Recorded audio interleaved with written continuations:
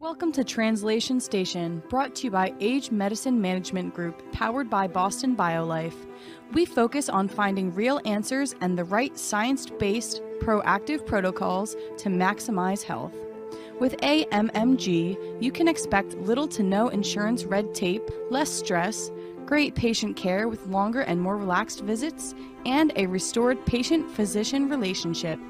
Get the takeaway tools you need to add age management protocols to your existing practice and learn how to become certified in this rewarding medical specialty.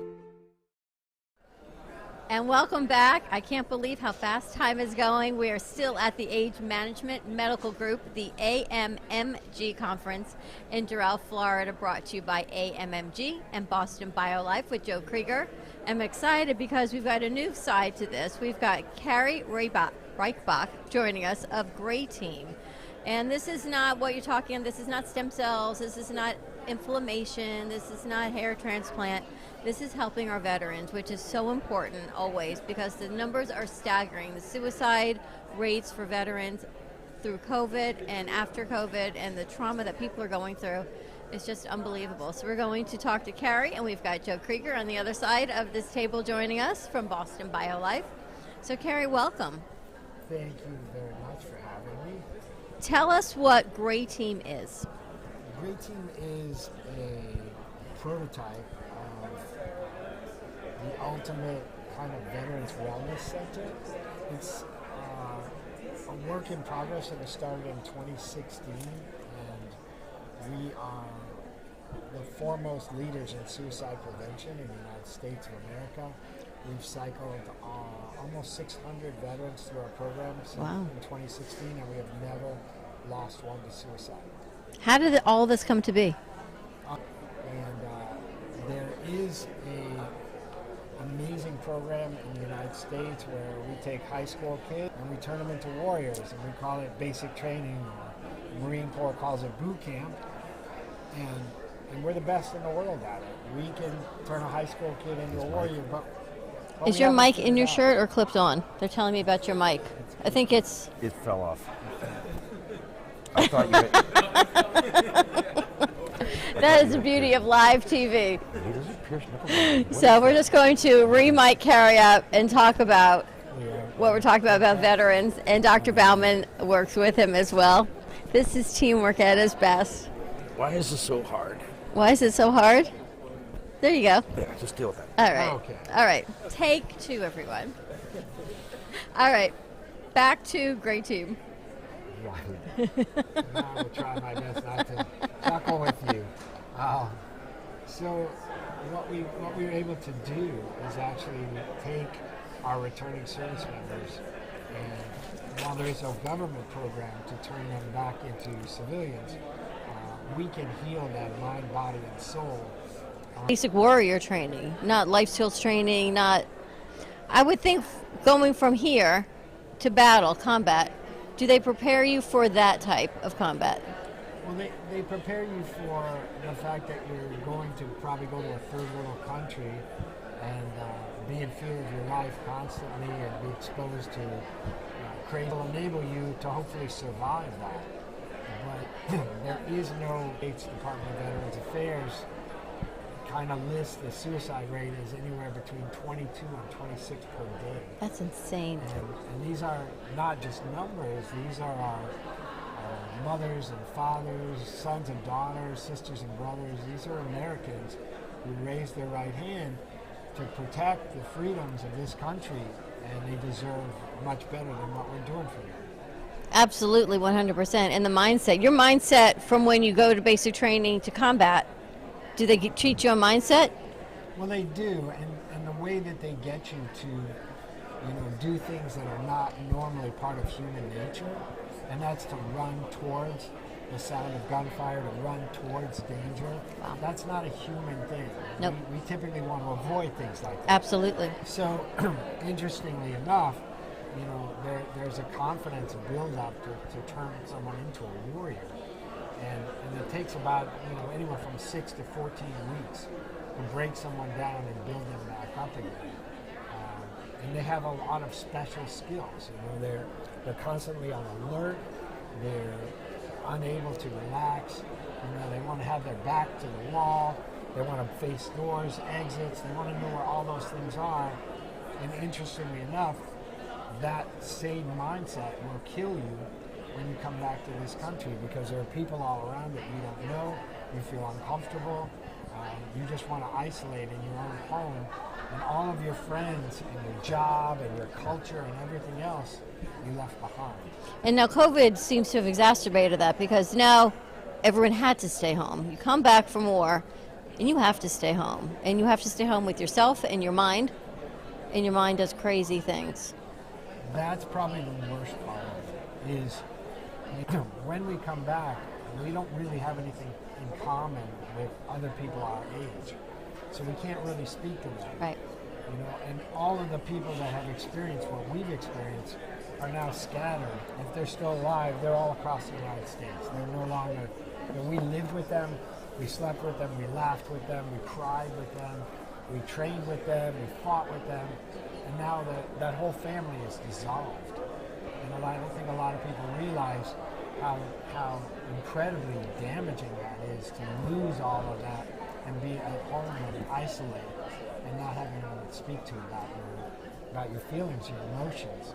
You don't realize it, because people, it's like we talked earlier today, when you go through it and you have a TBI or some catastrophic event, it affects you and your family.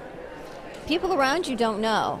So all these veterans and everyone who goes out to support the country, the free country that we live in, that we are so blessed to be a part of, if you don't have a veteran that you know of in your family, or anyone that's still alive in your family, we don't know. So again, Joe, it goes back to the education and educating people on what we can do to help. And this program, this wellness center that you're offering for our veterans, it's located right in South Florida.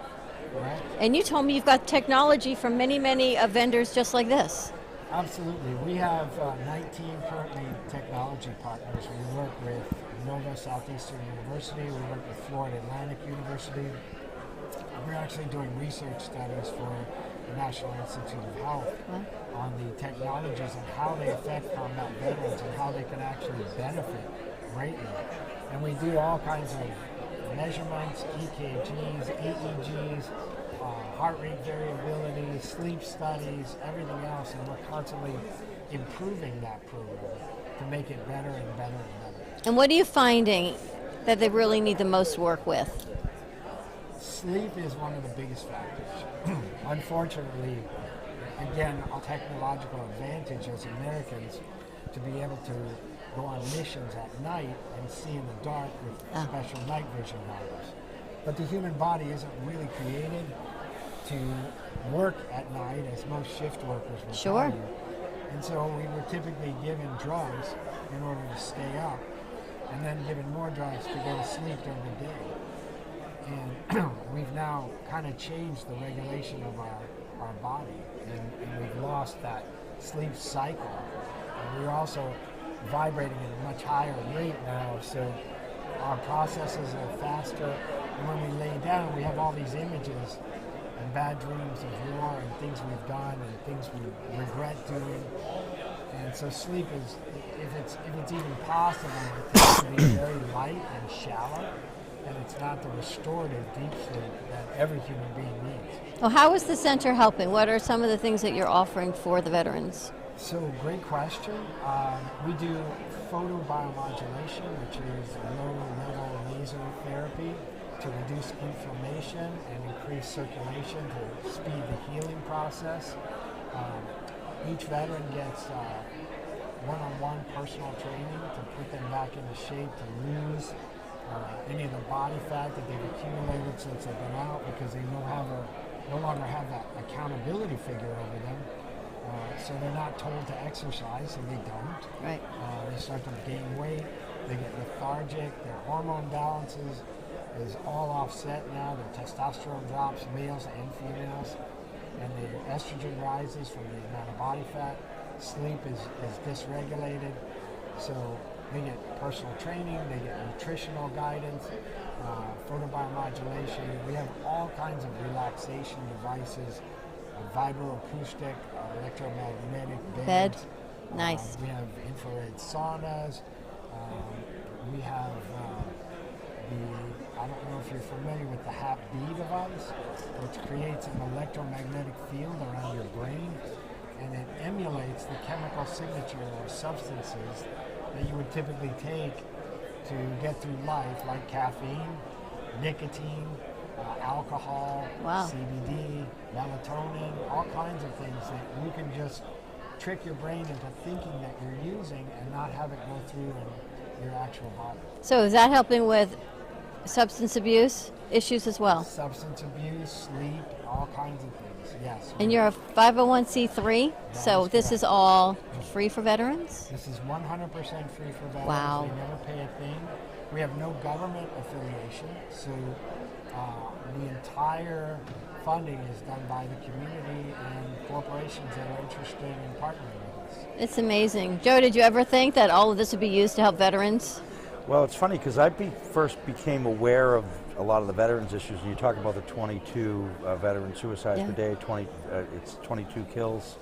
And so because regenerative medicine offers so much promise to these folks, it was a natural evolution that the veterans would make their way to Boston BioLife. And I've got several groups now, and I didn't know about your group until now, and we're going to help promote that. But we have the Veterans in Pain. We have working with other organizations that help the veterans, the Alliance for the Brave. Everybody's working kind of on the same thing in their own little fiefdoms, and everybody has the same issues. The veterans have served their country. They have no resources. I don't know why we treat them the way we do. But, you know, they really require the most sophisticated and intellectually strategic utilization of everything on this floor. And what you've done is nothing short of a miracle, because you've boiled it down to something meaningful that people can take advantage of. You've created resources that they don't have to pay for. And a lot of times people don't know who to talk to and they don't know what to do. So if you have money and you don't know what to do, it doesn't matter. If you know what to do but you don't have any money, you can't get there. So bridging that gap is really important, but the mission that you have, and keep in mind, the veterans are a population, a care population, very novel, but there's a lot of other people suffering from PTSD and traumatic brain injury where these resources will work as well. So you're really pioneering in a way with people that really need something and providing that resource, but also you're paving the way for other people to take advantage of some of the things that you're experiencing. So And you help establish community. And once you go through all the modalities of healing, it comes down to community, not isolation. 100%, and that's where our program is a little bit different too, because we have a 90-day program that they completely re-elevate themselves to mind, body, and soul, but then they become mentors for the oncoming group that are now starting out. Nice. So they're always involved, and we do a lot of community events. We found that veterans typically always want to serve in any capacity. So we volunteer for a lot of community projects, and we just really look for any excuse to get out and help the community, because that's what we pledged our lives to do. How do people get in touch with you for more information? It's a great question. YTEAM.org, and all the information is on there, including ways that you can help out, volunteer, or donate. And how did you get the name Gray Team? Another great question. So that actually came two manners. One is that the upper echelons of warriors in this country are informally referred to as the Gray Teams, the Navy SEALs, the Army Delta Force. Nice. Those are the people that you see in photos that are grayed out. You Wow. don't see their faces, they don't get medals and awards in public for their missions. It's all very gray and private. And the other reason was that shortly after the Gulf War, PTSD became a very, very prominent discussion with the government, and they instituted a think tank of a lot of neuroscientists, put them together in a big room, and wanted them to cure PTSD. And they called them the Gray Team because they dealt with gray matter. And after 2 years, and I think it was 4 months, they disbanded them with absolutely no conclusion. That's why it's called Gray Matter, right? It's not black or white. That's it. It is gray. Thank you so much for joining us, and thank you for your service. And thank you to all the veterans that have served and helped protect our country. This is fascinating and so well needed. They're located in Boca, but I know the outreach is far beyond the Boca walls. So contact them at greatteam.org. Carrie, thank you for joining us. Joe, you've got someone else joining us? Yes. All right, stay tuned. Right, Carrie, thank you so much. Boston BioLife and Age Management Medical Group. Carrie, thank you. It's been a pleasure. We'll be right back.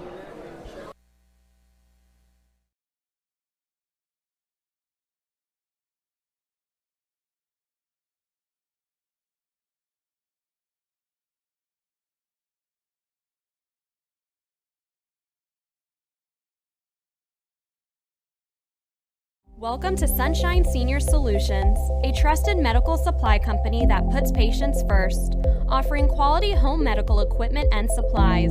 Sunshine Senior Solutions is here to help simplify the lives of patients, caregivers, and their families. From canes and crutches to diabetic glucose monitors, your health, safety, and comfort is our #1 priority. Call or visit our website, Sunshine Senior Solutions, bringing the heart back to healthcare.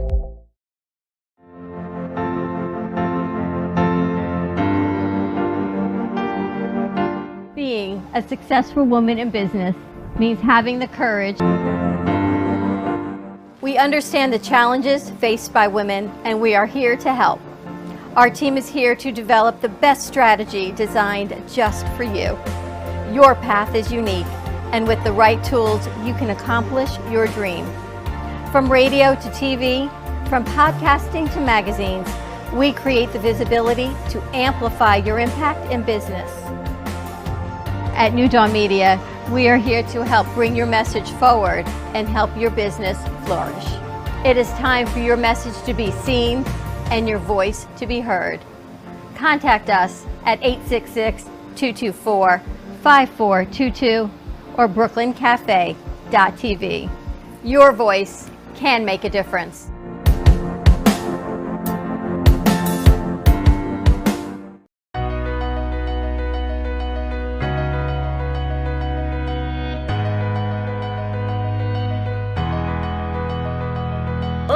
Welcome. We are here at Candle Factory. We are at Sensibility Candles in Coral Springs with all of our friends. Don't forget, because she will not forget.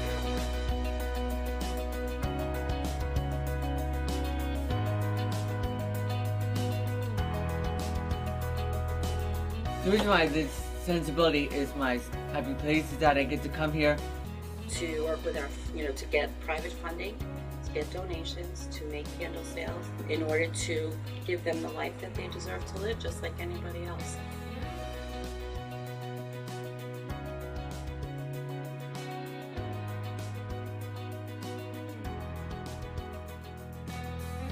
Please help support Sensibility. Artist Rosie Sherman paints her passions to share with everyone. Expressing herself through bold and vibrant colors, her suggestion and style are always in flux. Inspired by travels, nature, romance, and the human spirit, Rosie makes sure her depiction of women are strong and proud. Her landscapes illustrate the changing seasons in the diverse world that we live in. To find her artwork in the multiple medias you can purchase, visit rosiesherman.pixels.com. Welcome to Translation Station, brought to you by Age Medicine Management Group, powered by Boston BioLife. We focus on finding real answers and the right science-based, proactive protocols to maximize health. With AMMG, you can expect little to no insurance red tape, less stress, great patient care with longer and more relaxed visits, and a restored patient-physician relationship. Get the takeaway tools you need to add age management protocols to your existing practice, and learn how to become certified in this rewarding medical specialty. And we are back talking my favorite subject in my mid-50s, as we all know. We just hit that one. We've got Donna White here, founder of BHRT, and talking about hormone replacement therapy, BHRT Academy, everything you didn't want to know and wanted to know about hormone replacement. So welcome, Donna. Thank you so much. You are a speaker and trainer, and I want to ask you, what do you think the most common, maybe 3 myths of hormone replacement therapy are? I would say some of the most common myths are people think that hormones cause cancer, which is a fallacy. Providers often think it's too complicated to bring into their practice. No, it is not. It is an incredible way to grow your practice, to improve patient outcomes, and to generate revenue. And why do you think providers, I don't want to say fear away, but step away from HRT? Because they're not aware of the data that supports its use. And when I say HRT, what I'm referring to is bioidentical hormone replacement therapy for women, perimenopausal women, menopausal women, and also testosterone replacement therapy for men. And bioidentical hormones, which is as opposed to synthetic hormones, bioidentical hormones have the same molecular shape as human endogenous hormone levels. So what that entails is looking or assessing hormone levels and just replacing what's missing. And that is so important because optimal hormone levels help not only get rid of the symptoms. Now we know about symptoms. You just brought up we all admit how old I am, yes. Okay, well I'm almost 60, so I'm right there with you. And I've been on bioidentical hormones for 30 years. But for 30 years? Yes. So bioidentical, or optimizing our hormone levels with biologically identical hormones does help with symptoms, but also protect our health in the long run. Hormones are so essential for protecting our brains from cognitive decline, helping maintain muscle mass, bone density, immune health. You know, estrogen helps prevent, reduce the severity of COVID. So hormones are anti-inflammatory. So you protect the brain, bones, heart. How we age, how fast we wrinkle is dependent upon our hormone levels. And I think the other fear is that the cancer is one. The other is I don't want to gain weight. I don't want extra hair on my face. You're so right.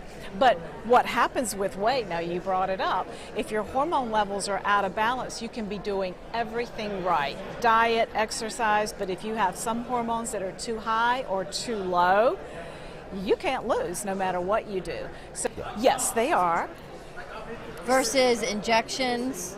I guess there's different ways to. There's different delivery systems for hormones, bioidentical hormones for men and women. And so you brought up pellets. And yes, men do really like pellets because they don't have to do anything. They don't have to pop them in there. It's easy. And some men prefer injections, like weekly injections. So either form. And you can use a topical. And so for women, we've got the topicals, they've got the sublingual. The patches, right? Patches. The patches. There's a lot of options. And that's based on the provider really sitting down with you and saying, these are your numbers, these are your symptoms. We think this is the best delivery modality. Well, I think it's good to give patients an option. And so from the provider standpoint, because we teach and train in bioidentical hormone replacement therapy, it's important for providers to know how to prescribe all of those different delivery methods, because not every patient wants a pellet. But if you don't know pellets, you're leaving money on the table. So it's important to learn all dosing forms. And you work mostly, do you think, with functional medicine, anti-aging physicians have a better understanding than? Yes. Yes, because practitioners are not taught bioidentical hormone replacement therapy in medical school. So they have to step out of the box, come to conferences like this to learn, or to get introduced to. And you help train the physician? Yes. You're an author, you're a speaker. Mm-hmm. Your book sounds amazing to me. Where is your speaking circuit for people for more information? From my website, the BHRT Training Academy, and that's what we really focus on. We really want to help support providers and train them in this, because there's a lot of ways to do hormones, and it's just important to get really good training. And Joe, what are you finding through this conference? Because there's a lot of compounding pharmacies that I'm finding out they're trying to regulate or get rid of the compounding pharmacies. And that goes hand in hand with what you guys are doing. Someone's got to compound these bioidenticals. True, but some bioidenticals are available from conventional pharmacies as well. Okay. So you can get them compounded or from, which is like great Wells option. Pharmacy is one that provides a whole litany of. But you know, this goes back to the conversation we had before, where years ago hormone replacement therapy was vilified. You know, everybody said the thing causes cancer, it causes this. Now, time's gone by. Now people see this as a wonderful anti-aging tool. Only 10% of any patients are using this, so it's a wide open playing field. Technology's getting better, the science is getting better, and the testing's getting better.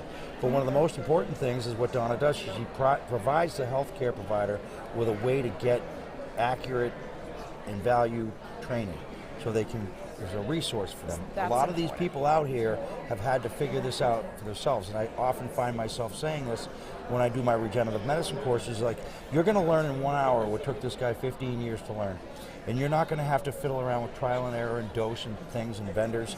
They're going to be able to do what they say, and it's probably going to bring you up to their level quickly, you know, without the experience part, but at least knowing what to do. And, you know, what Donna's company does is very important, because it provides that resource that the doctors need, so that they can say, I want to get into this now, here's how I do it. It's like people want to do it, but they don't know what to do. So when you teach them what to do, but how do you do it? So this is really the most important part of it, in my opinion. It's why I do what I do. It's why I'm supporting this group, because a patient may have a symptom and he may want to get treatment. The doctor may want to treat them and doesn't know how to treat them. So we've got to close that gap and bring all the different factions together, so the patient can get not only good therapy, but it's done properly by someone that's understands. And for a patient, speed up that learning it's difficult to find a provider that has the education to know. You are so right. Because if you've got, we talked earlier, Joe, you go to the endocrinologist for your thyroid. You go to your GYN for your GYN. You go to your urologist for a male for ED or whatever else you're going for. But then you need someone to say, all right, I will prescribe this. But none of those three doctors want to. Down as a patient, and certainly if you're perimenopause or menopause, it's totally worn you down. Because you're like, you know what, I don't know where to look. This doctor, and this doctor won't or can't help me. Where do I start? Do you have a list of providers that you work with in certain areas, function that we're at, and through these great vendors that we've met? I would love to be able to have an AMMG or a Boston BioLife link that says, you know what, for hormone bioidentical information, providers that we work with have been trained through this. Right. You don't even have to say go to these providers, so we couldn't do that. To my vendors and my manufacturers, and really we're getting into more of a patient-centric healthcare model, where patients are going to say, I want this, where do I get it? Right, where can I find someone that's trained by Donna? Correct. I mean, so then there's that, then you have the nutrition companies, the supplement companies, because it all goes together. And it's funny how a lot of the manufacturers don't even have that on the radar. They're going to sell products to doctors that want to use their products, but they're not driving it. So if somebody in Peoria or Illinois wants to go on hormone replacement therapy, their primary care is not going to do anything. So where are they going to go? I mean, they're going to go find a naturopath they may or may not know. So going to someone that has been trained by an organization like Donna's, or been to a Boston BioLife event, or is a member of this group, at least they've put the time and the commitment into understanding all the variables that go into this, and what needs to be done to provide the best possible outcome. And I think that's where things are changing now for the better, but it's still, we got a long way to go. We do, but we're making great inroads. And the interest from providers has just been fantastic. They want to make extra income. Yeah. And they're still in this catch-22 of I have X amount of minutes to see my revenue generated, to see the patients, to deal with the crazy menopausal woman, to go deliver the next patient, and their baby. They're under a lot of stress, and I get it. But as a patient, you want to say, all right, I can look here, and I can go to the BHRT Academy and see these providers have been trained by. Yes. Or at least that they have the information to make an advised decision, which I think is fascinating. All of those. Is there one delivery method that you say, you know what, this is more common than others, that you find people, I don't want to say better because I wouldn't do that you think people go to more often than others? Well, it depends on the hormone. Are you talking about the delivery of the hormones between patches, pellets, pills, creams? It depends on the hormones. And it comes back, to me, it comes back to what you just said, or recommended combination of delivery. Some women prefer oral progesterone because that helps with sleep. Some women prefer topical. When it comes to estrogen or testosterone, we always recommend transdermal for those two hormones through the skin, whether it be a patch or a pellet or a cream. Interesting. But not every patient is a candidate for a pellet. Some of them prefer creams. So the provider needs exceptional training, comprehensive training. And it's not just with the sex hormones.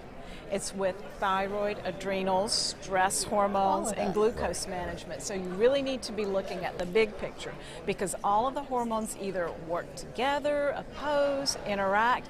You cannot just look at the sex hormones. You've got to look at all of the hormones and put all of the pieces together. Yes, and you also have to look at nutraceuticals because what if your stress hormones are too high? Not yours are probably fabulous, but sometimes my stress hormones. Yes, so there's a prescription for that. You've got to employ the right nutraceuticals and lifestyle and diet to help these patients, temper down their cortisol levels. So you genes here. We call that boy brain on the sex hormone side of it. On the female side of it, look, they're shaking their head. That'd be boy brain for you.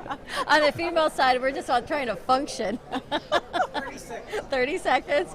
All right, how can people get more information about what you do? BHRTtrainingacademy.com. Awesome. Joe? Yeah, you can always reach people like Donna White through Boston BioLife and our faculty, and we'll be doing some more live events. We did a workshop with Donna. We did an endocrinology mini course. Nice. And we also did a webinar to promote her company. So that's all on our archives under Boston BioLife /webinars. You can look at the past webinars, register, watch what she has to say. But I think more importantly, it's really about staying in touch with the industry, staying in touch with the technology, and being able to translate and be a conduit for that information to the healthcare providers. They don't have time. The patients are in need. They're everywhere. Technology's rapidly advancing. The physicians don't have the bandwidth to stay up. So they often get a lot of their information from, people like me or sales reps or, so it's hard to know because everybody says my thing's the best and only my thing works. So I think it's important that people have the tools and the resources that they know in Donna's company, and that's why we applaud her and the work she's doing and want to help her because it's going to make a difference in how everybody reacts to the world we live in now. Yes. And you didn't have these tools before. Remember, early detection, prevention, patient-centered care, individualized care plan pathways. I am N of one. I am my own clinical trial. People need to take responsibility for themselves. And this is people taking responsibility. Patients become healthcare providers. Healthcare providers become scientists. That's how you push the ball forward. Nice. Well said, Joe. It needs to be done. I think about this a lot. So, Donna White, thank you so much. BHRT Training Academy. Ladies, check this out. Men, not just your sex hormones. Stay tuned. Providers come there. Yes. Providers. We will be right back. Okay.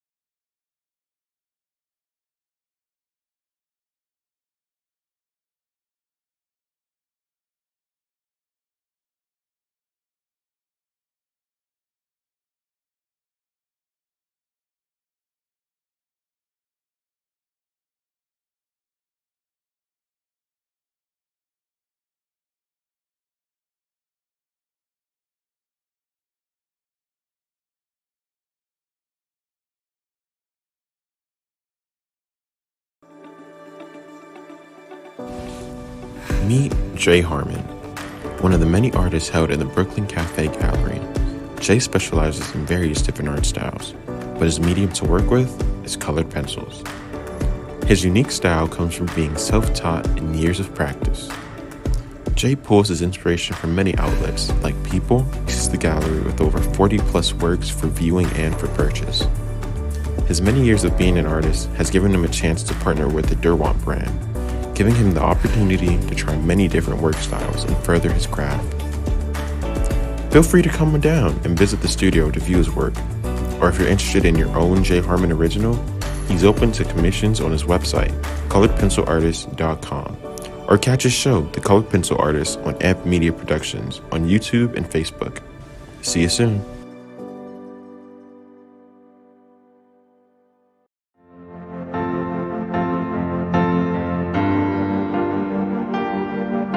Being a successful woman in business means having the courage to own who you are.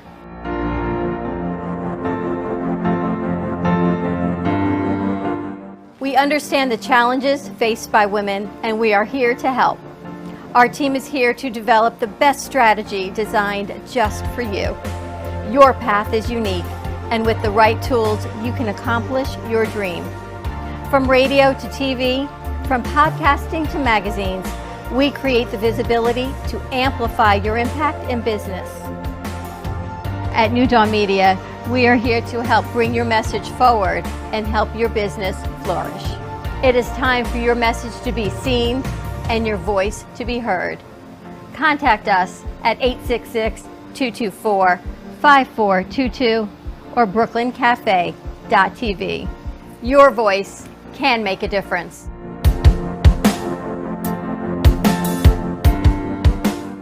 Welcome to Translation Station, brought to you by Age Medicine Management Group, powered by Boston BioLife.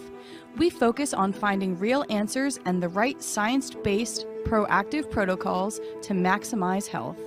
With AMMG, you can expect little to no insurance red tape, less stress, great patient care with longer and more relaxed visits, and a restored patient-physician relationship.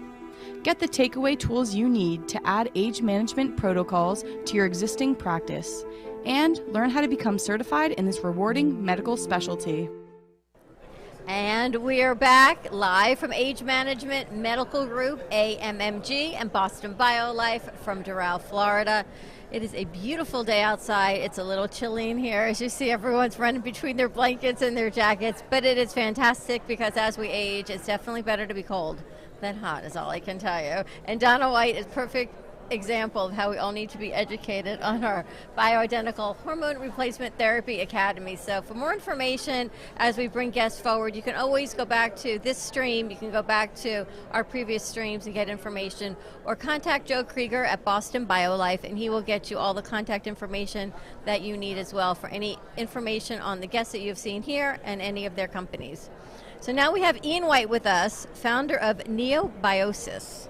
And Joe is here, and Joe, I'm going to let you do the intro on this one. Okay, so I've been working with Dr. White for the last, 4 or 5 years now, and he's the preeminent scientist in exosome therapies, exosome diagnostics and therapeutics, and looking at small extracellular vesicles and their use in medicine and research. And Ian's been in the field looking at this for, what, 20 some odd years? Over 20 years. Over 20 years. He's a published scientist, and he's really someone that is, he's a steward in the industry, in that he cares about the quality of the research.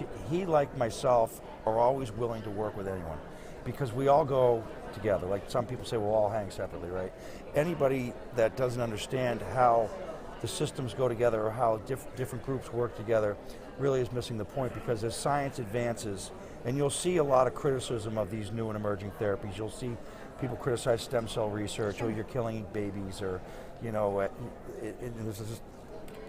hormones cause cancer, and really there's a lot of confusion. So people like Ian and his company, what they do is they provide the scientific evidence, they provide research tools for healthcare providers and other manufacturers, and he's always willing to defend the industry, and I think he's a great champion for this group, because this technology fits into this body of scientists and medical professionals, but it also is the future of the way we will treat diseases and how we will fabricate cell-specific, like Robert Brooks talked about, his targeted immunotherapies and looking at biomarkers, exosome-based biomarkers for cancer detection.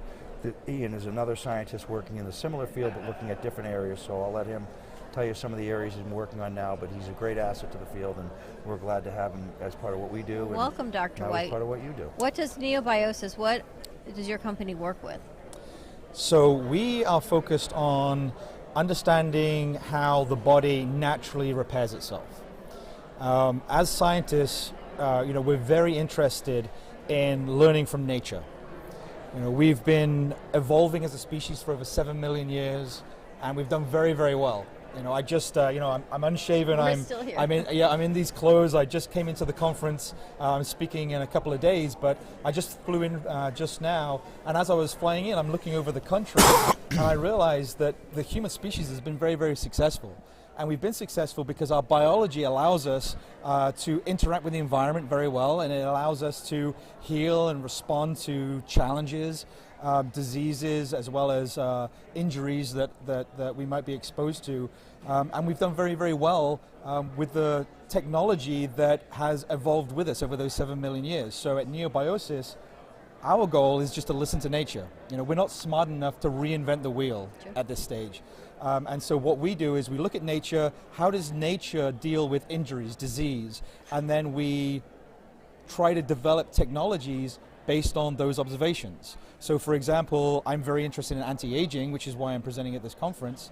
And what we realize is that there are many species that have decided over the course of evolution to uncouple biological aging from chronological aging.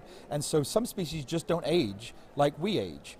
And what we're really interested in is understanding how they do that. Okay, what species don't age biologically and chronologically? So there are some species that slow aging and some species that actually stop aging. So if we look at the Greenland shark, those species can live for over 400 years. If we look at tortoises, just simple tortoises, those large Galapagos tortoises, those can live over 200, 300 years.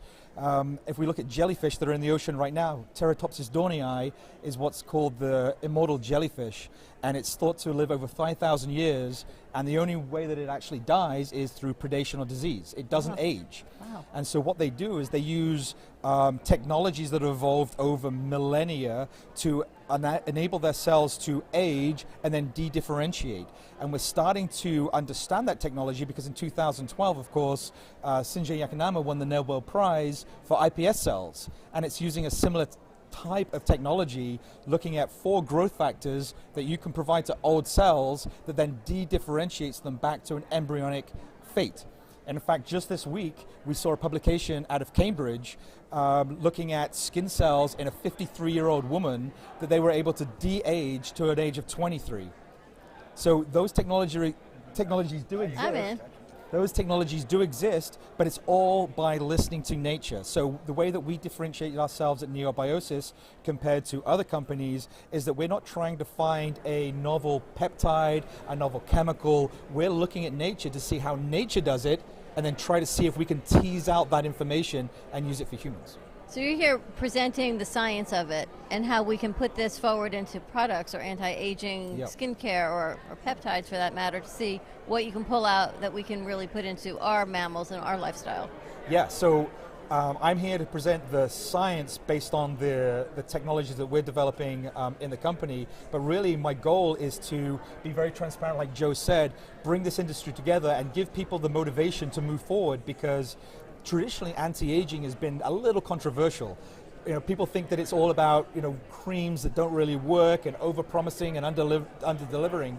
But what we're finding right now is that we're on an exponential growth curve of knowledge when it comes to anti-aging technologies. And we're very, very close to finding those key factors that actually will de-age not only cells, but whole individuals. A person could theoretically biologically de-age, so you're not going to become a baby again, but you may be able to, you may have the health benefits of a 30-year-old when you're a 60-year-old, which of course is the most important thing. Sure. We're not trying to make immortal individuals. What we're trying to do is improve the health span so that when you are 60 years old, you're healing like you were when you were 30 or even before. And Joe, how do you see this going into the whole community? Well, I think it's interesting because one of the things Ian works with is the perinatal space. And in perinatal biologics, these are products derived from placentas, birth products. Mm-hmm. Because they come from infants, they have so much potential, pluripotent, and they've often been misunderstood. And so I think as people start to understand what's possible, and what Ian does is he kind of paints the big picture.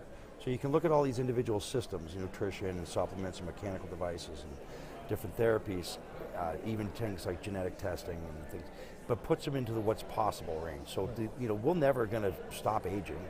Every day you get up's another day you live, right? And every year that goes by. But you might be 75 and behave like a 30-year-old. And I think that's the goal. So we all want to live longer, and you've heard environment. We weren't designed biologically to have radio waves and brush our teeth with fluoride or take shampoo or mouthwash or chemistry or drugs or all the things we take, alcohol. So all these things have an effect, and and I find it amazing that we've adapted so well, because a lot of it has only happened in the last 100 years. Yeah. Well, what's amazing actually is that everybody talks about how our lifespan is increasing, but our lifespan has always been long. We just lost a lot of our lifespan because of diseases during the dark ages, all those periods where diseases were out of control. And now what we're doing with technology, because the human species has expanded so much, we're having to use technology to keep us alive. So our lifespan is not expanding, but our health span is improving. So we still live up to 120 years. In the history of humanity, there's only one recorded individual who's lived past 120 years. It was 122, right? It was a female from France, the only person in recorded history. But the difference where we're trying to make is that we're trying to increase the health span. So we're not trying to necessarily make everybody live to 150, but what we're trying to do is anybody who lives to 100 is going to live to 100 healthily. Right. That's the key, right? Is you want to be. You don't want to live and have a horrible quality of life, because what are you usually living the earlier for? you die, the worse of the quality of life you have. So like if you live to 80, you were probably healthy well into your 70s or even 90. But if you die when you're 70, you were probably sick when you were 50 or 55, because all those things express earlier.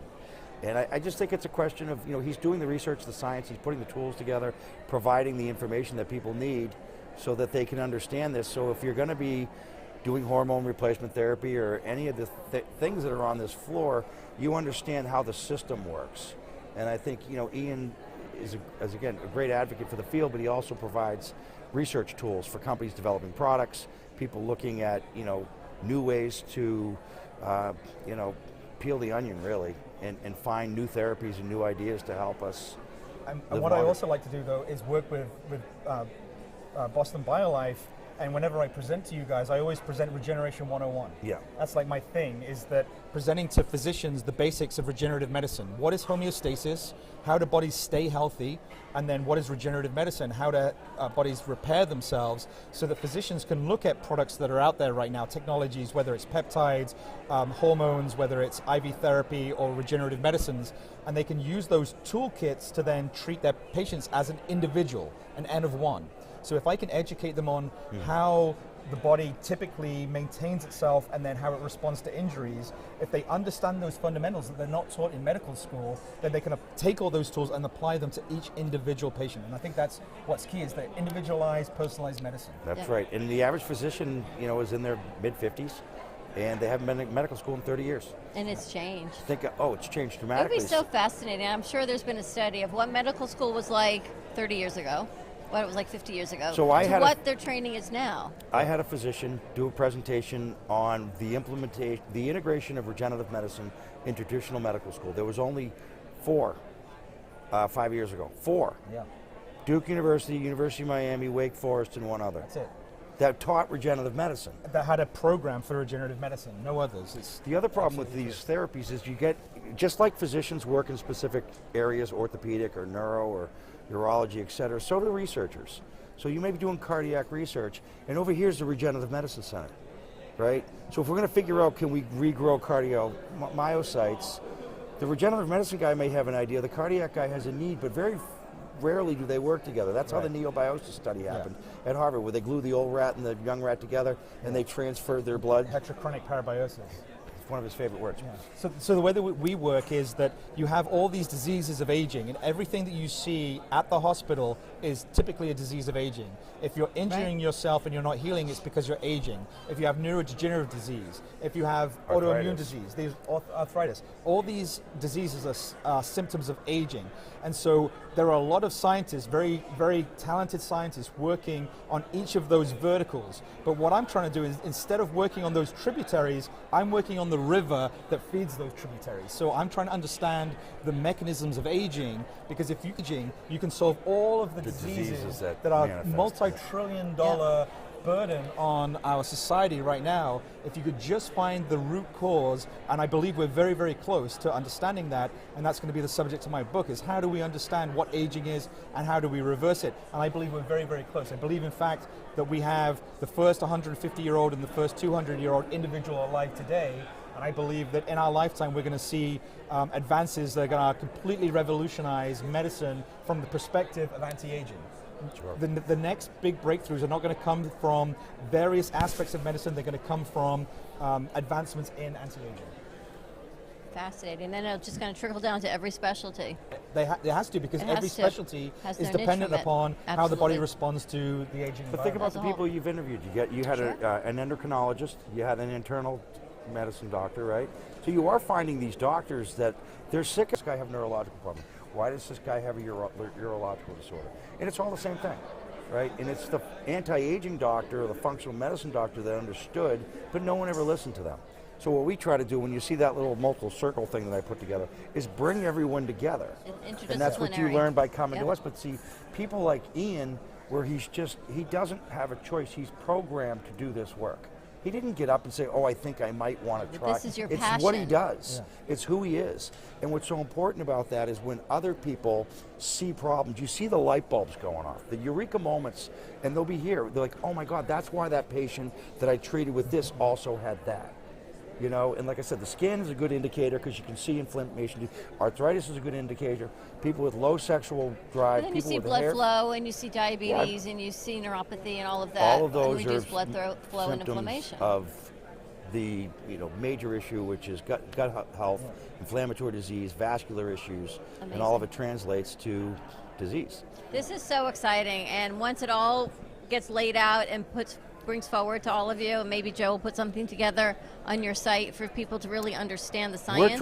I'm trying to go in two directions. I've got healthcare providers and technology providers. Now I got to get into the hardcore science. That's why I hang out with people like Ian, and I want to go patient-centered because I want the patient to know the power's in their hands. They should be their own care plan. Remember, the patient becomes a doctor, the doctor becomes a scientist. The whole train moves forward. We are capable of understanding our own biology, our own physiology, our own pathophysiology, and we outsource our most precious resource to a stranger who knows nothing about us, and we pay to do it. $1,500 a month for a family. Go to the primary care doctor. He measures your blood. He'll whack you on the knee. Oh, good reflexes, and then he leaves. He's looking at his laptop. So one of the things we're trying to do right now is empower the patient, and a way that we've done that is we've just launched the American College of Regenerative Medicine. And although that's an academic college, we actually encourage the attendance and the participation of general public. So everybody from physicians, scientists, just to advocates, lawmakers, anybody that's interested can come to the American College of Regenerative Medicine, learn what we're doing in regenerative medicine, in the field of regenerative medicine, contribute, and then become advocates so that we can make change in the United States to advocate for this advancement in medicine, which is coming. We just need to work together to demonstrate that it's not only safe, but it's effective, and it's the future of medicine. Scientist, healthcare provider, patient. That's the three-legged stool that makes it work. Scientist, provider, patient, you all work together. Empower yourselves, be your advocate, get the information. There is so much information out there, and I love what you're doing, putting this forward for the patients. Annie's from Miami. Are you? Right down the road here. You sound like it. I would have definitely figured. That's my Miami accent. You definitely have Miami accent. You gave it away. He has a British accent, and he has a Vermont and his tax is Alachua, so now I'm thoroughly confused. We're going to be right back. Thank you to Dr. Ian White and Joe Krieger from Boston BioLife. We'll be right back.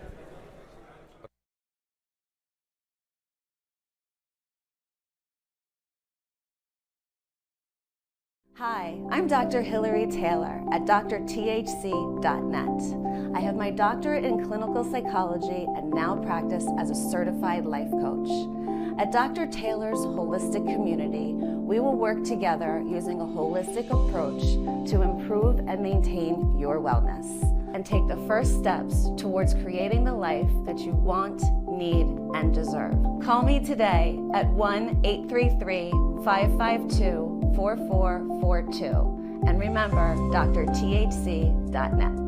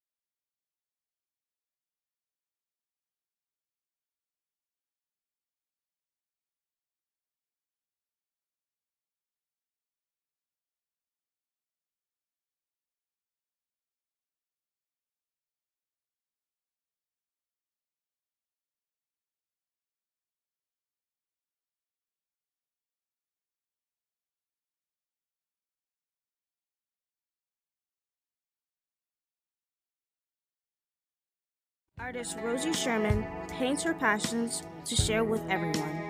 Expressing herself through bold and vibrant colors, her suggestion and style are always in flux. Inspired by travels, nature, romance, and the human spirit, Rosie makes sure her depiction of women are strong and proud. Her landscapes illustrate the changing seasons in the diverse world that we live in. To find her artwork in the multiple medias you can purchase, visit rosiesherman.pixels.com. Welcome to Translation Station, brought to you by Age Medicine Management Group, powered by Boston BioLife. We focus on finding real answers and the right science-based, proactive protocols to maximize health. With AMMG, you can expect little to no insurance red tape, less stress, great patient care with longer and more relaxed visits, and a restored patient-physician relationship. Get the takeaway tools you need to add age management protocols. Medical Group production brought to you by Boston BioLife. We are here with Dr. Mark Gordon of Millennium Health Group. Our crew is over there. You can tell they've been here a long day. You think it's winter here, right? They're bundled up. It's beautiful sunny South Florida and they're in winter coats. We've got Joe Krieger here from Boston BioLife, and we are talking with Dr. Mark Gordon all the way from Bangkok. I'm kidding. No. Los Angeles for today. For Los Angeles for today. Internal medicine, endocrinology, TBI. It sort of sums up everything we've done for the morning. We started our morning with TBI. We've talked to endocrinologists. We've talked to internal medicine doctors. And now we've got Dr. Gordon. Tell us about what you are doing here at the AMMG. Well, I came to AMMG to give a 8-hour class on neuroendocrinology, which is the foundation for how we approach traumatic brain injury. Endocrinology approaches it at one level of hormone replenishment. Neuroendocrinology looks at the way that the cells in the brain produce hormones that regulate things like cognition or emotional status. So by assessing these hormones, these neurosteroids, we're able to either reverse or greatly improve people that have things like PTSD, TBI, depression, anxiety, bipolar, obsessive-compulsive illnesses. Through different hormone replacements? Correct. Because we're learning that hormones have multiple benefits in the system. We think of hormones like being sex hormones or reproductive hormones. Well, it turns out they're what we call pleiotropic. They have multiple benefits. Testosterone helps to remove Alzheimer's-related protein called beta amyloid. This is what the science is that we're bringing to the forefront so that we can help our veterans, who I work with 100%, to improve, so they can go back to a regular life without the multitude of medications that they're on. So this is who we interviewed maybe in our last hour, Carrie. He took our class. So he took your class and he was talking about it. And then on our first hour we had where her brother, the boxer, Ring of Brotherhood. Yeah. They've asked me to be their doc. So they've all, consulting. they've all been on. We've had a full day here, Joe. We've talking about the protocols of everything that you were talking about and bringing this forward. So if someone's TBI or PTSD or veterans, these are all very different types of classifications that people are going through. Right, they are classifications to try and make an appearance that they are uniquely different, but they're not. That's fascinating. It doesn't matter well, not to denigrate the importance of our veterans, but someone who has a blast trauma, or someone who has a civilian with an automobile accident, or someone who has been assaulted, or a boxer, like in this case here, the end result is that inflammation is generated in the brain, and that inflammation turns off a lot of the hormones in the brain. So you have all these variety of means by which this inflammation can be precipitated, and that's all those little cubbyhole areas. But the end effect is all the same. And what we address is the molecular level of the insults, which are inflammation, cytokines, the same thing that happens with COVID. The cytokine storms, the inflammation. So long COVID, we're able to reverse long COVID in 2 or 3 days. With hormones? With hormones or with addressing the inflammation. The bottom line is inflammation. Well, how do you address the inflammation of the cytokine storm that the vaccine was great, it did what it did, but there are certain levels of inflammation that people with autoimmune disease had inflammatory response. Correct. So if you want to look at the autoimmune diseases like rheumatoid arthritis, Crohn's disease or lupus, what happens is the inflammation in the tissue that leads to the orthopedic kind of pain generates these chemicals from our immune system called cytokines. And those cytokines go right into the brain. That's why you see 83% of the people with psoriatic arthritis also have depression. And when you treat the psoriatic arthritis with a medication called tumor necrosis factor alpha blocker, what happens is not only do the orthopedic problems improve, but also the psychiatric problems. And it's all due to the inflammation. With COVID and cytokine storm in the lungs creates an interesting pattern where the white blood cells accumulate in the lungs and they start dumping the cytokine storm. And those cytokines kill the lungs, and that's why people are dying. But in the brain, after trauma, the brain generates its own cytokines through cells called microglia, and that creates damage to the brain. So over time, it leads to things like psychological and cognitive impairment. And how are you in some of these protocols? They're taking your coursework and then going to their provider, and you're training the providers to help them? What we've trained over 1,000 providers. We have about 68 clinics throughout, independent clinics. All I do is I train them in the science, and we have a software package, which my background was in computer and electronics before I went into medicine, and spent the last 6 years writing a software package that takes all the information that I've accumulated relative to how to optimize interpretation of laboratory results. So we developed a biomarker panel which has 28 markers in it, and the system analyzes them relative to gender, age, medical history, medication that they're on, and comes up with the best fit for that pattern of laboratory results and tells you how to fix it, tells you what hormones to use, what anti-inflammatory products. So it's not, what I love so much about this show, it's not one pill and then you have a side effect and you need another pill for depression, another one for anxiety, another one because you're tired, because you're sleeping all the time. This is all done through hormones and through individualized, everything we've talked about, but without the massive amounts of medication. Correct. My partner is ex-Green Beret, who was on his last tour of duty, his fourth tour. He was blown up, not a physical scratch on his body, but the blast wave created problems in his brain, inflammation, and he ended up on 13 medications, full-blown alcoholic and suicidal. Right. He came to us, we did his blood work, found out what was wrong, started him on the treatment protocol. Learning on the research and the science and the medical side, and not only getting it now into the patients, but getting it into their families and giving everybody hope and a better life, a better quality of life, not just living and taking medication, but actually having a functional, incredible quality of life to help others. Now this documentary is going to inspire others. We're hoping that it'll inspire more physicians to want to be trained in what we're doing. Joe and I, met over this situation.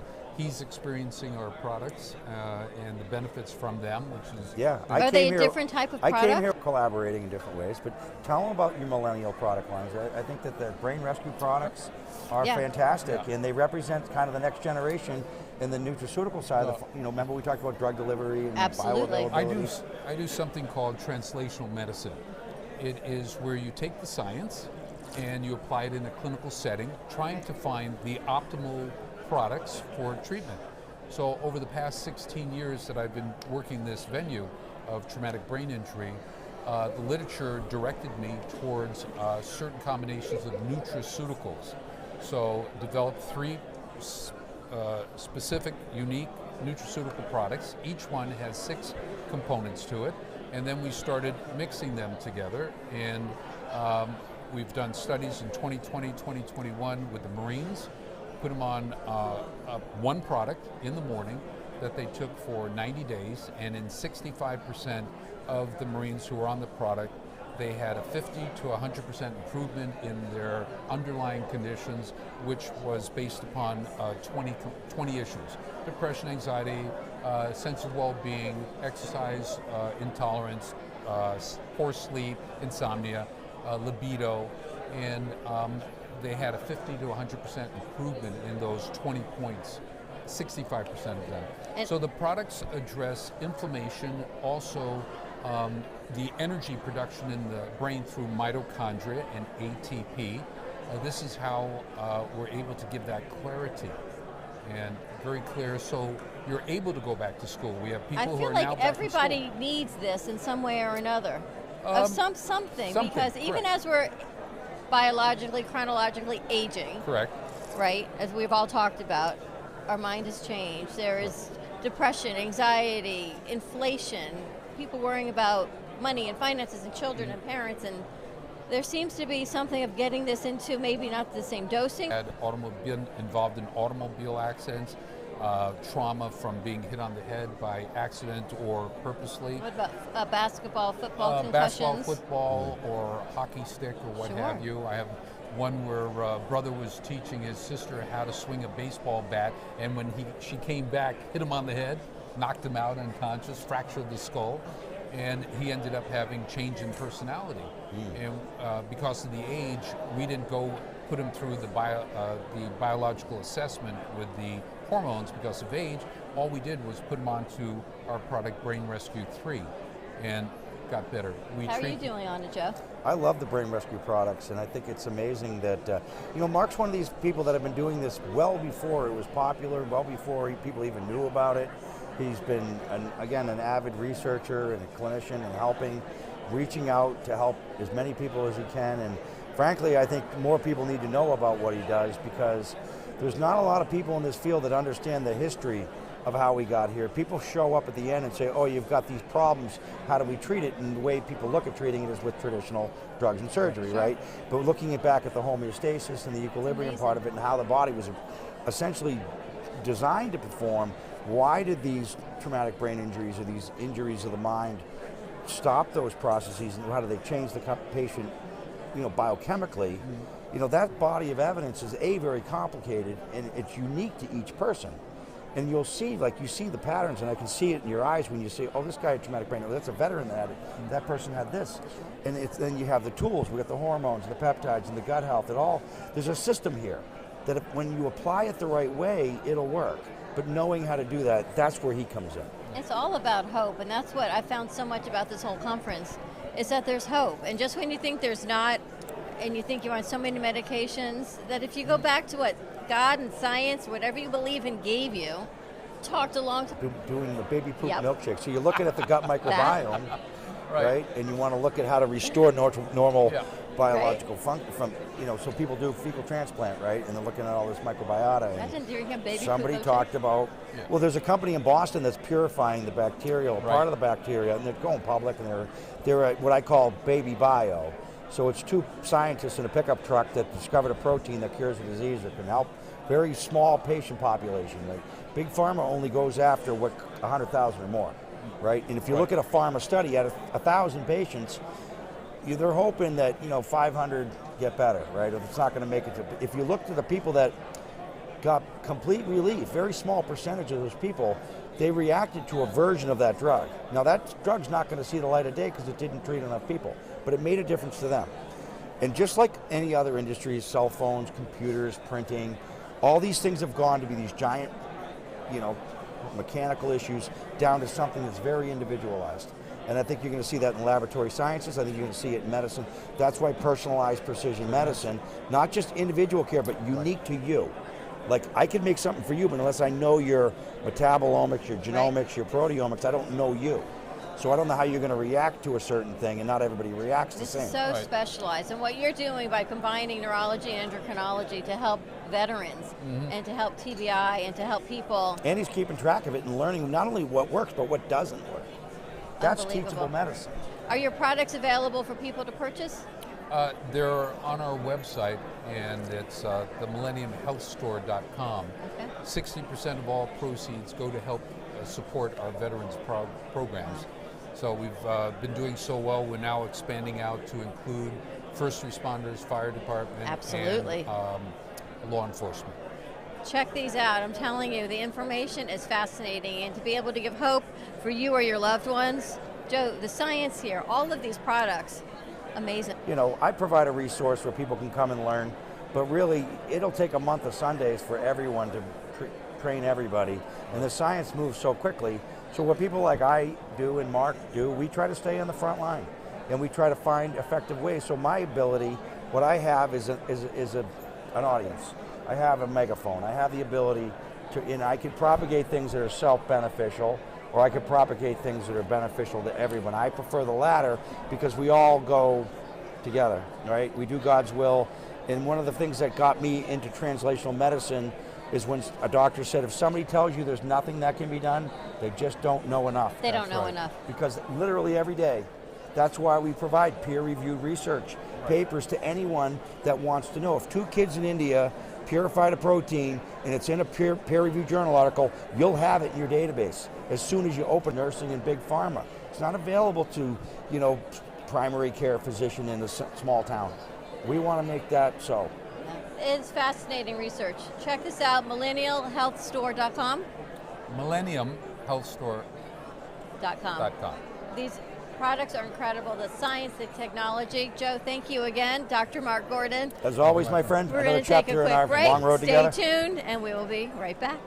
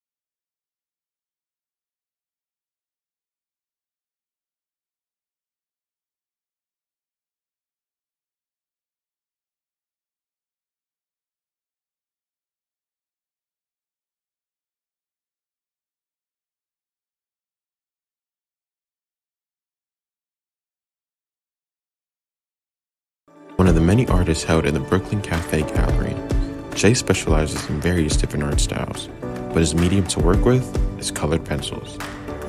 His unique style comes from being self-taught and years of practice. Jay pulls his inspiration from many outlets like people, television, celebrities, and many more. Translation Station, brought to you by Age Medicine Management Group, visits, and a restored patient-physician relationship. Get the takeaway tools you need to add age management protocols to your existing practice, and learn how to become certified in this rewarding medical specialty. And we are back. Welcome back, everyone, to the Age Management Medical Group function. We're here with Boston BioLife and Joe Krieger, and we're interviewing Matt Smith today of Med7. We're talking CBD. We're going to talk about full spectrum, broad spectrum, isolates, and the clinical data they have just published, which is fascinating, on hemp and COVID-19. So welcome, Matt. Thank you. It's good to be here. Med7, I'm going to ask, of course, the obvious. What makes your CBD stand out from all other CBD companies? Well, there's really three things that we have that going for us, and the first thing is that we have a technology. It's a micellization technology that makes our hemp truly water soluble, meaning it's bioavailable. We've done 4 bioavailability studies where we show that it gets into the bloodstream at high levels at a single dose and then on chronic dosing. The normal absorption of CBD and the cannabinoids is around 6%, which means like if you're going to the gas station, filling up your car, it'd be like pouring 94% of your fuel onto the ground, which no one would ever do, especially at today's prices. Right. But they do it every day when they take CBD and hemp products that are not absorbed well, and that's the majority of them out there on the market. So that's the first thing. The second thing is the actual profile of the plant. We only use whole plant. You try to isolate something out and say, well, this part of the molecule works for this part works for that, to make it work in patients. And then we took it a step further, and that's the final thing that differentiates us, is we took it and we made 9 clinical studies, all on our product, all with dosing, prospective, double-blind, placebo-controlled studies showing the effects and the safety and profile of this in different conditions. So you're looking at because I was going to ask you, what were the studies not based on, but what are you targeting? Anxiety, depression, pain?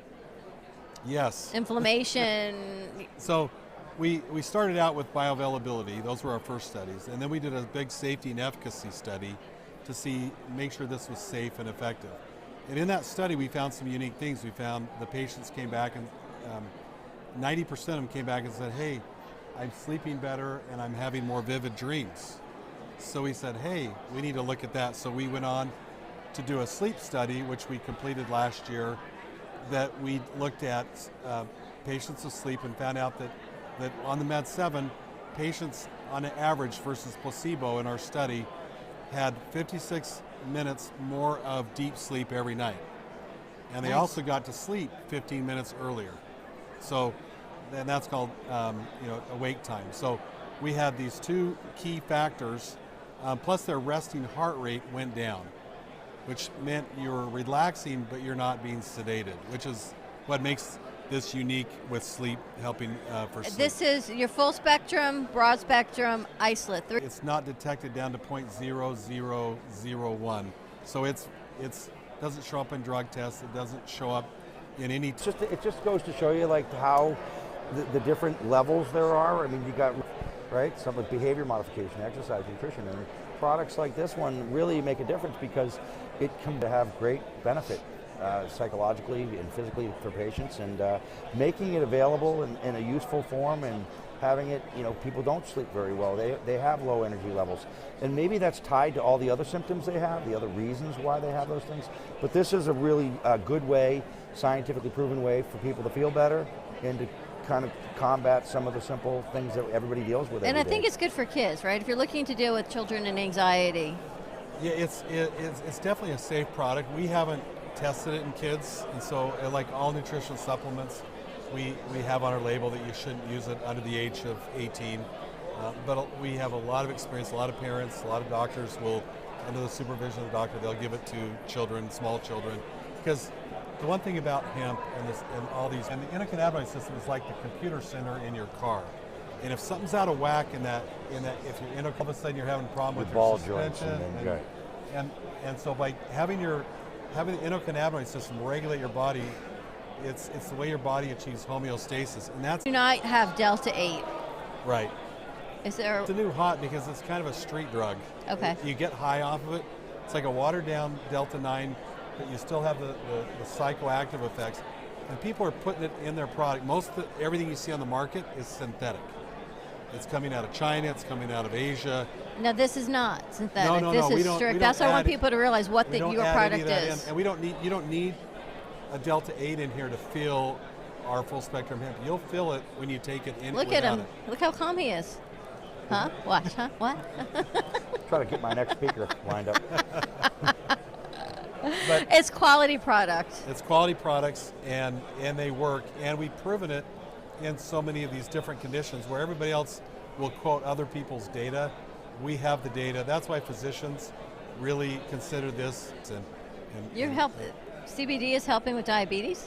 In our clinical trial we did last year, we did 150 patients, type 2 diabetics, and we gave them they were either on our product or placebo, and everybody on the Med 7 had an average A1C drop of 1.2. Wow. Which is, it was highly Do you know what they significant. attribute that to? To be honest, we have no idea. There's a lot of theories of why it's working. It could be just realignment of some of the homeostasis of the endocannabinoid Interesting. system. It is, but if you lined up 100 CBD products, none of them will work on diabetes Right. where ours does. Right. So now it could be because our plant extract has 2 unique cannabinoids in there that are not found in a lot of other plants around the world. It's called the varins. It's with a V. It's THCV and CBDV. And THCV, unlike Delta 9, which is the THC, THCV is not psychoactive, but it's been shown to have, but if that was the case, everything that would resolve inflammation might resolve that. would resolve that. And that doesn't. So our results in this, and we see it all the time with patients out there, there's something unique about how this can help those kind of patients with blood sugar. How do people get the Med 7? Only through a provider? They go through one of their providers. Okay. If there's Clinical studies. It's fascinating that you can even help diabetes through this last clinical study. Amazing. Thank you, Matt Smith of Med 7. Joe, we're going to take a break. Yes, we We are. come back, Thanks, you more guys. from Age Management Medical Group. Stay tuned. We'll see you on the other side.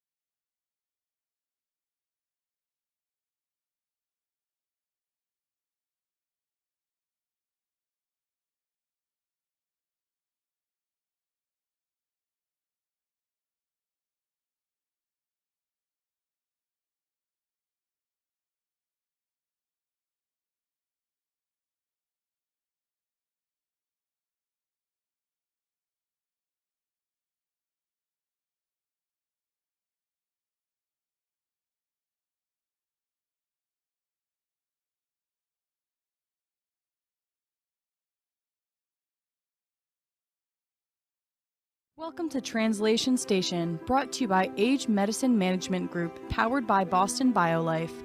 We focus on finding real answers and the right science-based, proactive protocols to maximize health. With AMMG, you can expect little to no insurance red tape, less stress, great patient care with longer and more relaxed visits, and a restored patient-physician relationship. Get the takeaway tools you need to add age management protocols to your existing practice, and learn how to become certified in this rewarding medical specialty. And we are back as we wrap up our day here at the Age Management Medical Group and Boston BioLife. We are here with Ty Richardson from HTCA, Hormone Therapy Centers of America in Texas. Well, I haven't been to Texas in many, many years, so thank you for joining us. Thank y'all for having me. I love the y'all. That's how you know. That's how you know you're in Florida and not in Texas anymore. Tell us about HTCA. What do you all do? Y'all. HTCA is a full turnkey solution for physicians and nurse practitioners who are wanting to add hormone therapy to their practices.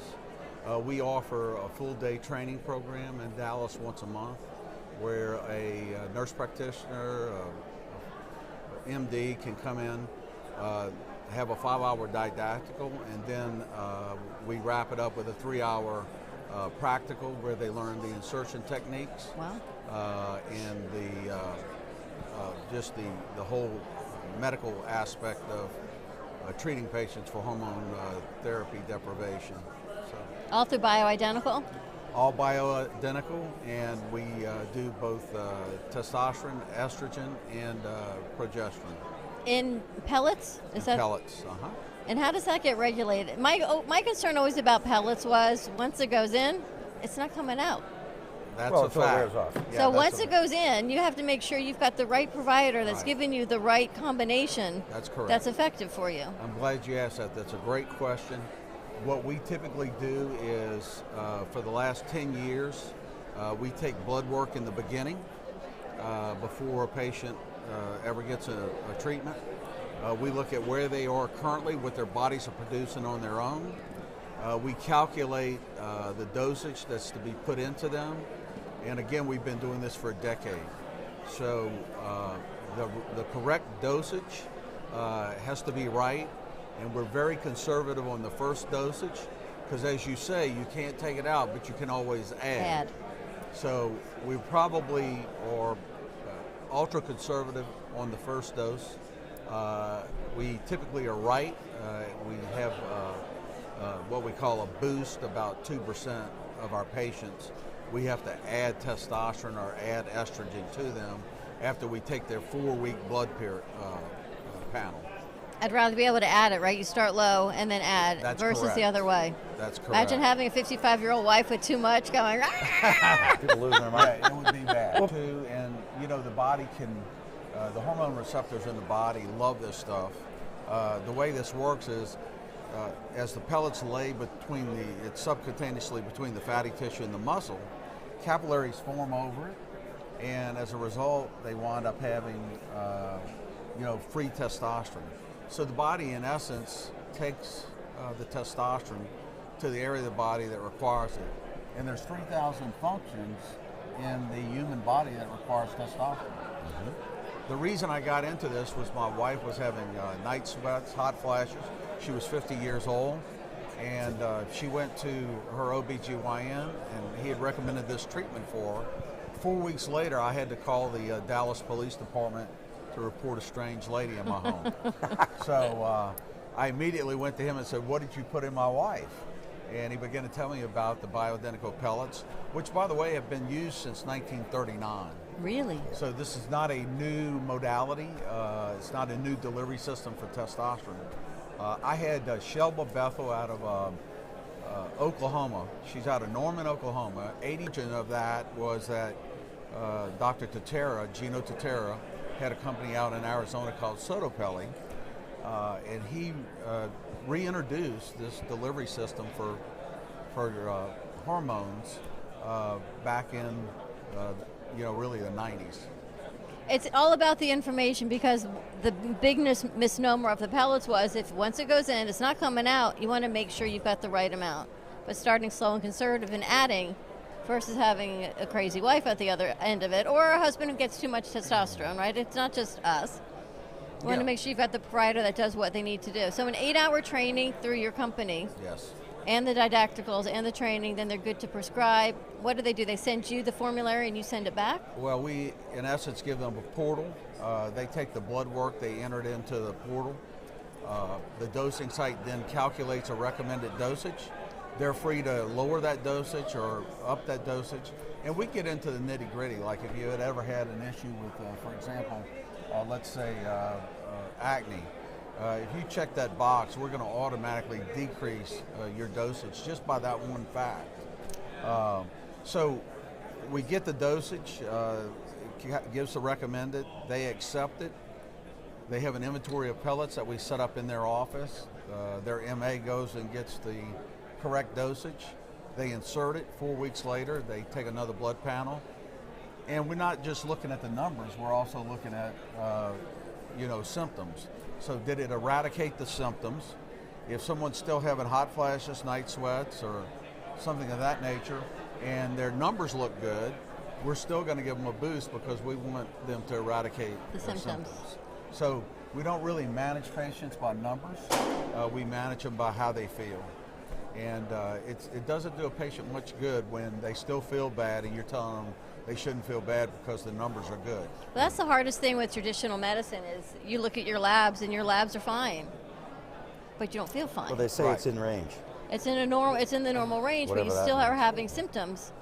Well, let's keep in mind, if you take LabCorp or Quest, they throw out the top 10%, they throw out the bottom 10%. Where are most blood tests taken? Not on healthy people, it's taken in a hospital on sick people. Yeah. So if you want to be in a normal range for sick people, that's a great way to do it. But I would rather be in the normal range for healthy people, people that feel well. But the idea of being normal, so we want you to be in the normal range for well people. But if you think about the commonalities, right? So look at the common threads that we've learned about today. People with personal experiences get involved in the industry, right? Yep. People providing resources from education and training. Sure. But also he provides a network that behaves a similar way. So there's consistency across the delivery system. That's key. Because if you have random efforts and trial and error and everybody's trying, so the idea is how do we bring the collective consciousness? So we have patients in need, we got a society that somewhat accepts it, but now we actually have a tool that works. And so your group, in my mind, is very important. And the things that you do, although you have a good time doing it, and you and I are friends, and I love spending time with you and listening to you because you know so much, but really, it's important that this exists. Because otherwise, if there's like Cancer Treatment Centers of America, why do they have credibility? Because they have a network of providers across this that all offer similar things with variations, and every physician can handle things their own way and it's okay.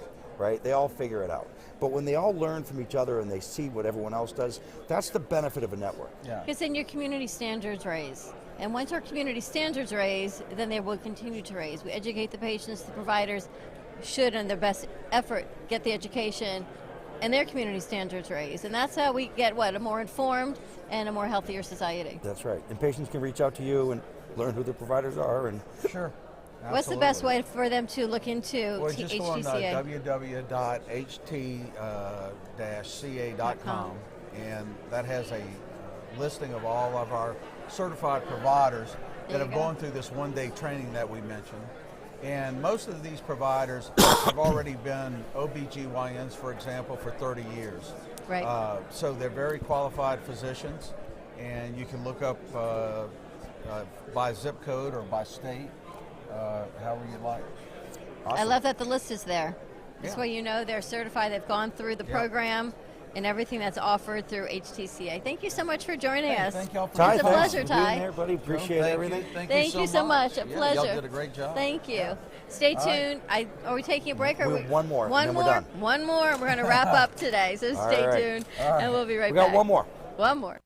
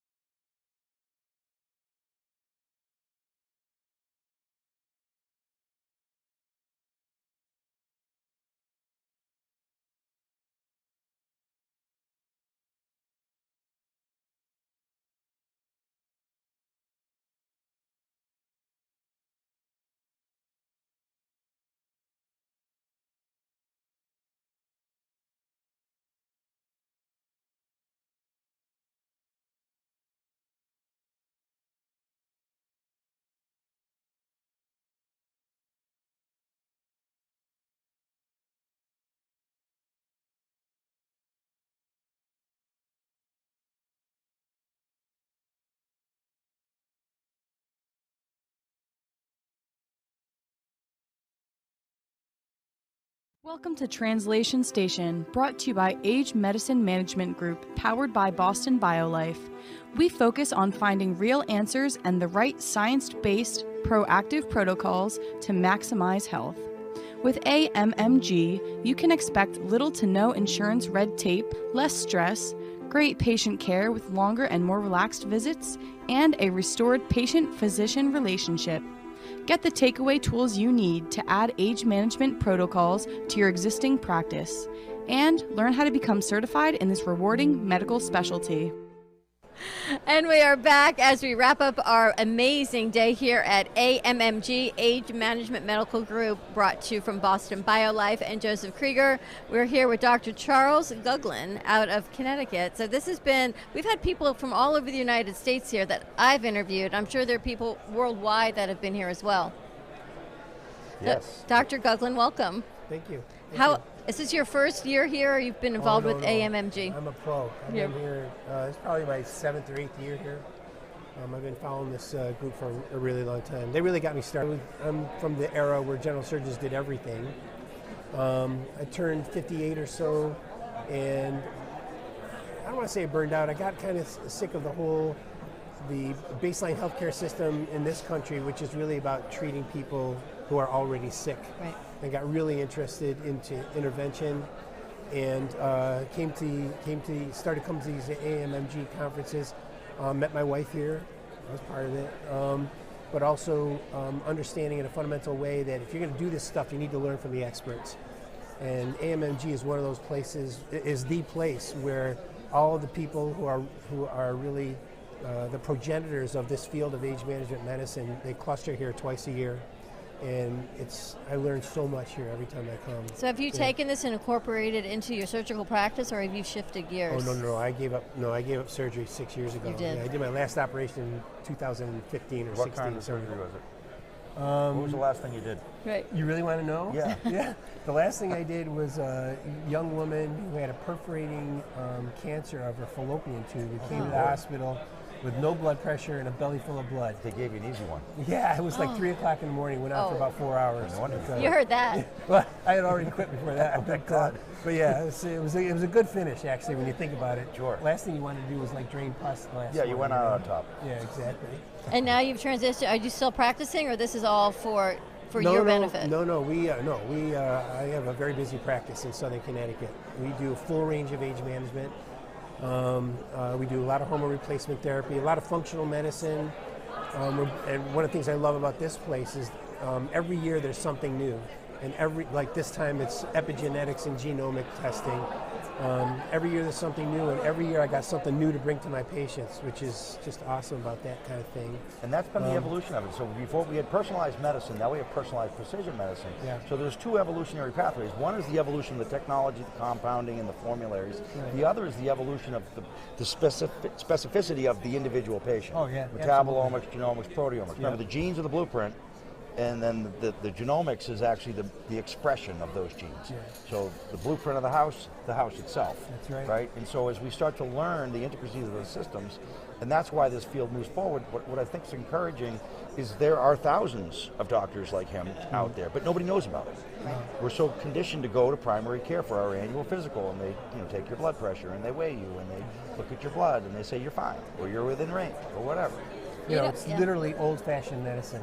I'm sorry, but by comparison, sure it is. This is the new paradigm of caring for patients. But what you're seeing now are classically trained MDs and DOs are now going into functional medicine, whereas before it was your nurse practitioners and your PAs, right? That they were the functional medicines. And I don't want to say it gave it a bad name, but people who are used to going to traditional medical doctors didn't want to segue over to that because they didn't think they were going to get the same treatment. Well, there's a confirmation bias against of course what we all do of this to is a very large degree, because, for instance, in my practice, I do functional medicine. What feeds my dogs and pays my mortgage is the hormone replacement therapy and the things that we do. That's a subscription service, but we do a full range of age management because I do aesthetics also. As Which a is surgeon, really important. I do invasive aesthetics. We just bought it InMode. InMode is the state-of-the-art aesthetic platform. And we just bought that, and it has enhanced my practice hugely. I was already. over there looking at that. Yeah, it's already enhanced my practice because it's a brand name the patients are actually looking for. And so they call our office looking because they know we've got that machine. And it's actually like, they call it the Swiss Army knife of aesthetics, and it really is. There's so much that we can do with that platform that's helping my patients.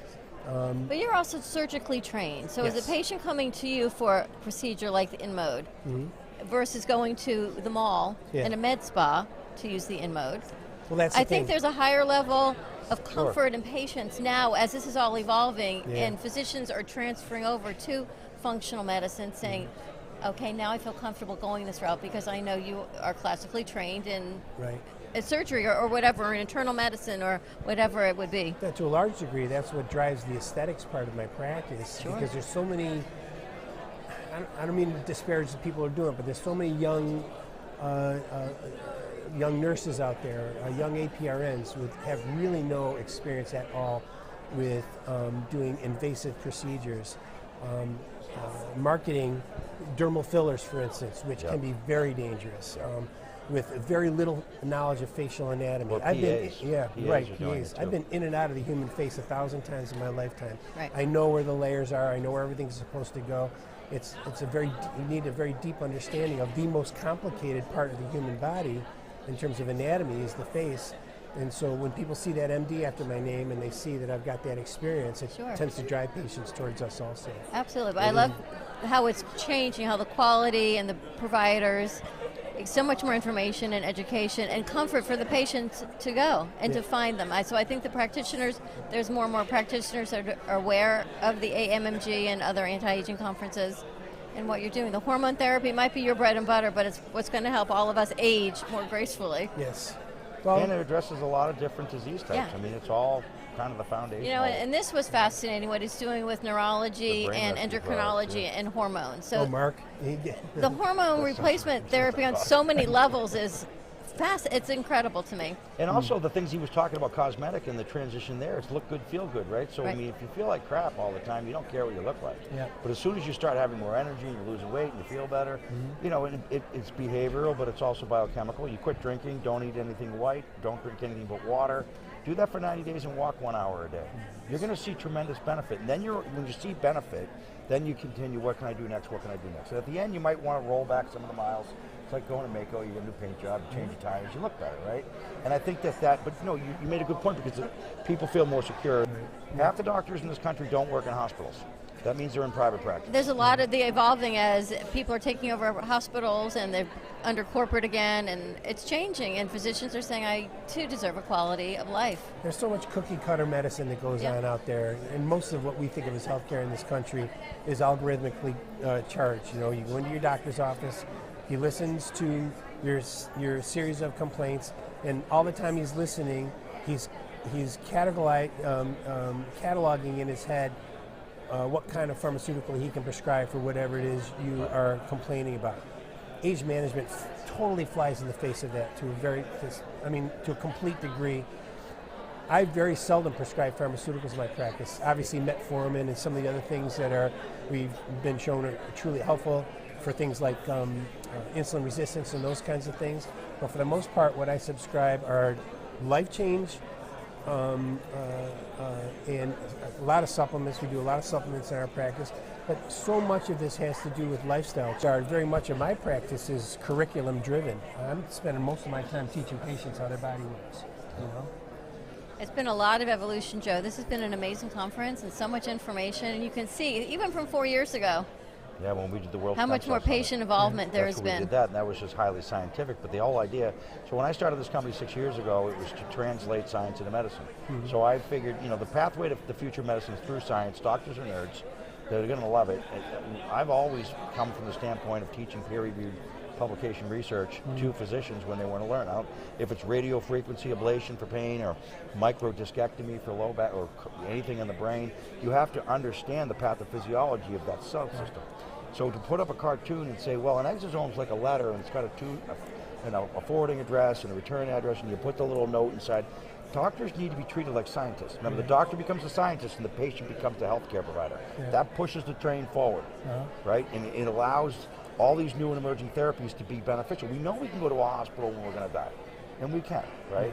But I think we learned a lot. I think COVID made a big difference in helping people understand the value of the immune system. But you're really where the rubber hits the road, because you're in the front line. You're treating patients. You've got surgical training. You've got decades of experience, and yet this is what you're doing, right? So if that doesn't speak volumes to the value of this, in the face of everything that's been tried, like we've tried it. We've given 100 years to drugs and surgery. We got failed back complications. We got failed surgery syndromes, and we got opioid epidemics, and we got drug-resistant refractory, pill after pill. I love the commercial that shows the pill that fixes the pill. Yeah. Listen to a golf tournament. Close your eyes when the commercials play during the golf tournament. Do not take it. News. One commercial after another.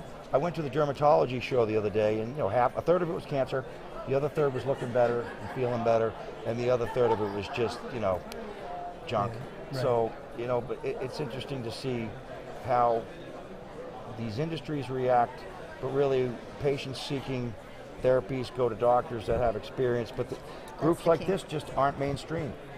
Well, it's getting more, I've seen it, the evolution of the physicians that are here, the education, the science, and getting it to the public. A lot more vendors here are more public friendly, and things that are available. Some only through providers, through nutraceuticals, which is important.